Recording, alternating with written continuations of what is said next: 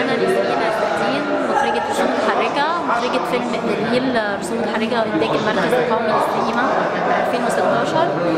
الفيلم 10 دقايق، والفيلم عن قصة قصيرة للدكتور محمد المخزنجي. الفكرة هي فكرة فلسفية شوية، بتتكلم عن ازاي يوم القائد يبقى مسؤول عن ايا كان، هي بتبقى مسؤول عن اسرته، مسؤول عن عشيرته، مسؤول عن بلده. يوم ما بينشغل عن المسؤولية دي، ان ممكن الناس اللي مسؤول عنها او شعبه يضيع.